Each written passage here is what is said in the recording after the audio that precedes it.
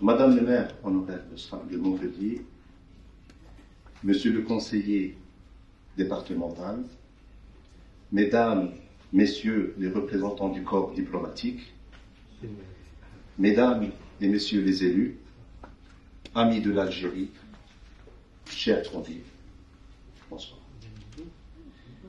Merci d'être parmi nous aujourd'hui pour célébrer ensemble notre fête de l'indépendance et commémorer ensemble le 62e anniversaire de l'indépendance et de la jeunesse.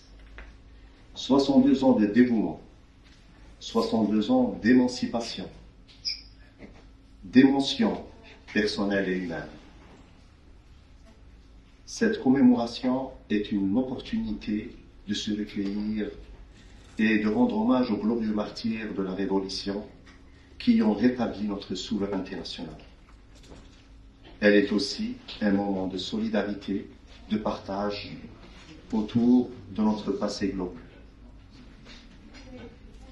Notre pays a vécu un moment décisif, le 5 juillet 1962, un moment symbolisant des valeurs humaines et universelles. Depuis, l'Algérie indépendante s'est construite. Elle est devenue un acteur sur le plan économique, politique et géopolitique. 62 ans après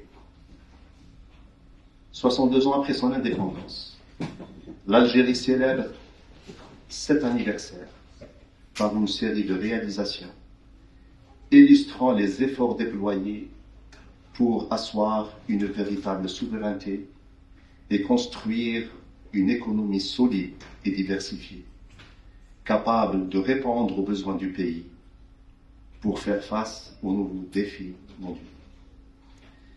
Elle rappelle également par fidélité et avec fierté la mémoire des millions de martyrs qui ont irrigué de leur sang béni sa terre immaculée.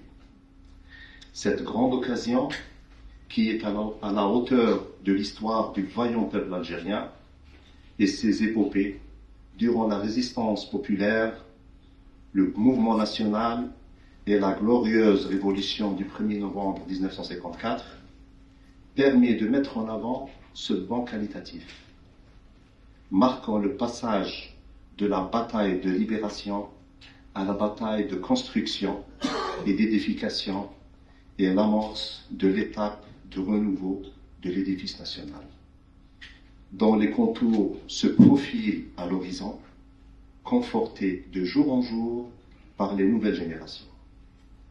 Elle revêt également une grande importance dans la préservation de la mémoire de la nation et l'attachement au serment des martyrs.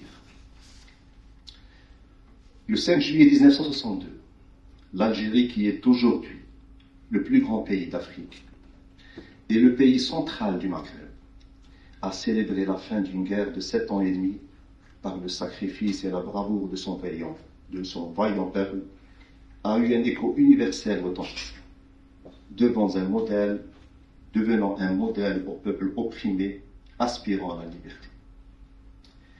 Des films comme La bataille d'Alger, du cinéaste italien Gillo Pontecorvo, produit en 1966, des héros tels que Jamil Abouhir, le personnage central du film de 1958 du cinéaste égyptien Youssef Chahine, et des grands intellectuels engagés tels que Frantz Fanon, ont parfaitement illustré la grandeur de cette glorieuse révolution. L'attractivité de l'Algérie pour les révolutionnaires et les militants pour la démocratie n'a pas commencé avec son indépendance, alors même qu'il menait sa guerre d'indépendance, le Front de libération nationale, qui a déclenché la révolution du 1er novembre 1954, soutenait d'autres luttes pour l'indépendance. Des dirigeants africains tels que Nelson Mandela ou Mario de Andrade s'étaient entraînés dans des bases appartenant au FLN au début des années 1962. À sa libération en 1990, un des tout premiers voyages de Mandela à l'étranger fut l'Algérie, et ce, en reconnaissance à son soutien. Les luttes dans le reste du monde résonnent aussi chez les Algériens. Lors des célébrations de juillet 1962, divers slogans sont référence à des peuples luttant pour leur indépendance, comme celui du Mozambique, de l'Angola ou de la Palestine.